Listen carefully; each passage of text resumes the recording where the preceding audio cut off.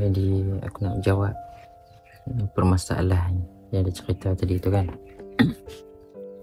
Okey, baik. Aku payah nak ambil tahu berkait dengan usaha orang naknya. Tapi sebab ni dah berkenaan dengan berkait dengan karangan ulama, kitab ulama kan, isi dalam kitab ulama. Jadi perkara ni saya perlu tegur sikit perkongsian ilmu yang ada berkait dengan wahdatul wujud tu. Bukan yang dia mengatakan sesat semua tu. Dia kata Imam Ghazali tak bisa sebut. Ya, Imam Ghazali memang tak pernah sebut tarikh dengan perkataan wahdatul wujud. Tapi dalam kitab Imam Ghazali, Ihya Ulumuddin dengan Mishkat Anwar tu, dan kitab lain yang Imam Ghazali punya pun, dia menceritakan tentang berkait dengan fana, berkait dengan fananya kita ni dengan Tuhan tu. Benda yang sama juga yang diceritakan oleh Syekh Muhyiddin Ibn Arabi tu dalam kitab Futuhat Makkiyah dengan apa tu, khususnya apa tu, hikam tu.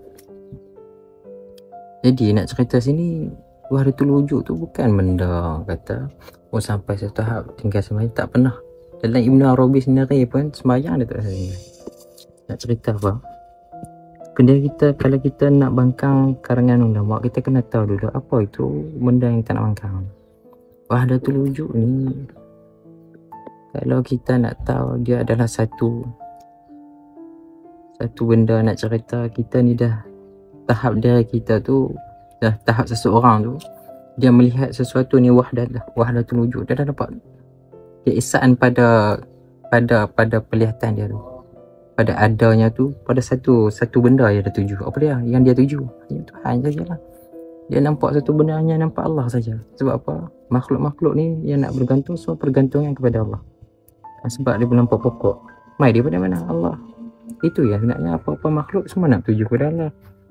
Hatinya lekat, tak lari. Penglihatan dia, akal dia, hati dia tak jauh daripada kau para memikirkan hanya tuju kepada Tuhan. Itu yang masuk kan.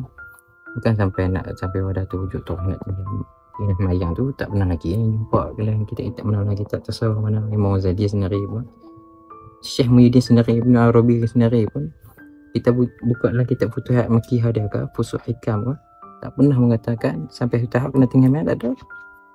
Pendapat mana dia yang ambil, dia hina kitab ulama tu, ilmu tasawuf tu.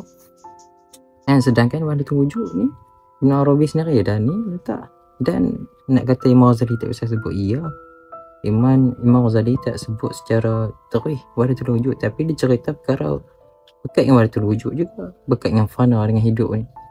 Semua tu berkait dengan situ juga. Dan situlah nak diceritakannya.